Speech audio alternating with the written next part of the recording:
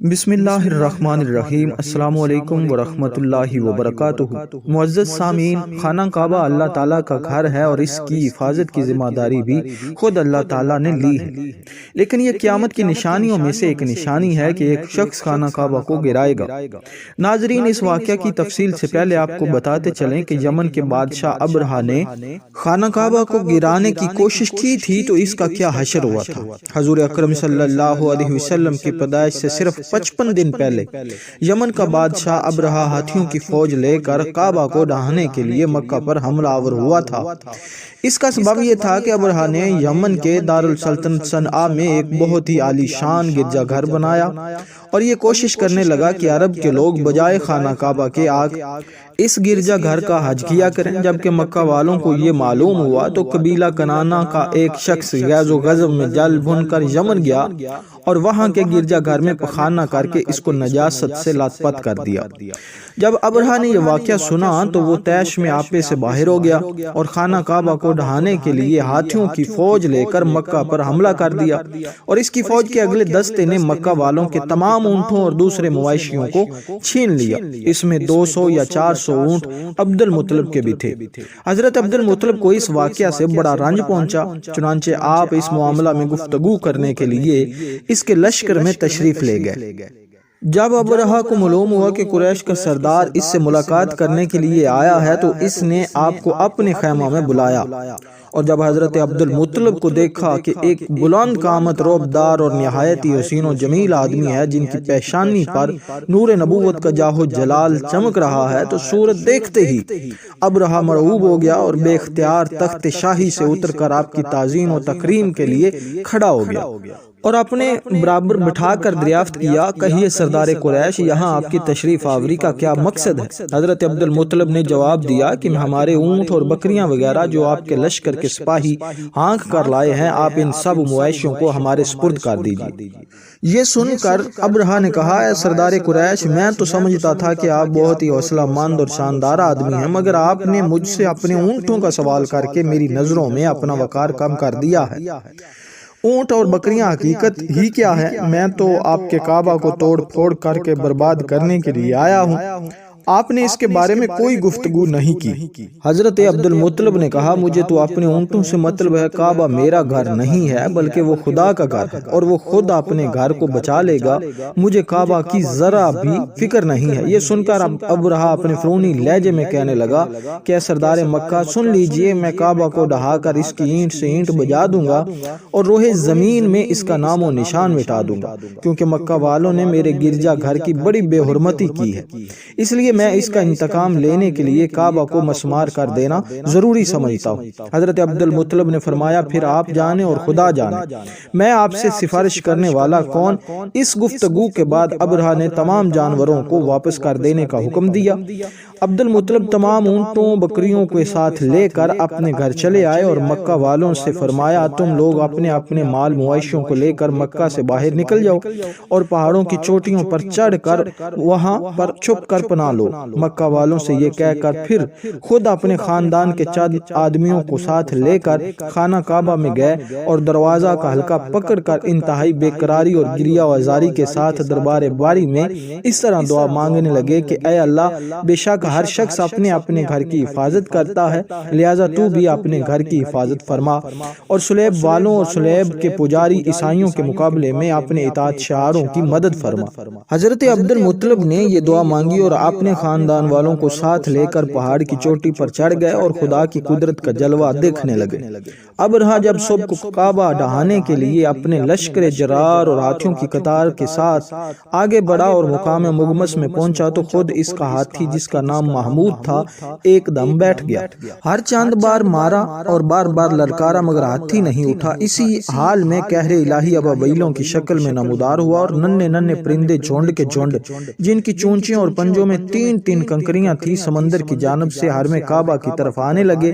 ابابیلوں کے ان لشکروں نے ابرہا کی فوج پر اس زور و شور سے سنگباری شروع کر دی کہ آن کی آن میں ابرہا کے لشکر اور اس کے ہاتھیوں کے پر خچے اڑ گئے۔ ابابیلوں کی سنگباری خداوند قہار و جبار کے قہر و غضب کی ایسی مار تھی کہ جب کوئی کنکری کسی فیل سوار کے سر پر پڑتی تھی تو وہ اس آدمی کے بدن کو چھیدتی ہوئی ہاتھی کے بدن سے پار ہو جاتی تھی۔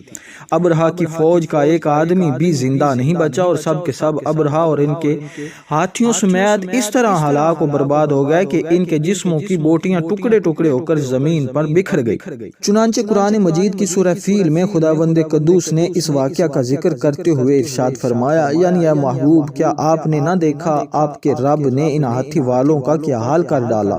کیا ان کے داؤں کو تباہی میں نہ ڈالا اور ان پر پرندوں کی ٹکڑیاں بھیجی تاکہ انہیں کنکر کے پتھروں سے ماریں تو انہیں چبائے ہوئے بھوس جیسا بنا ڈالا۔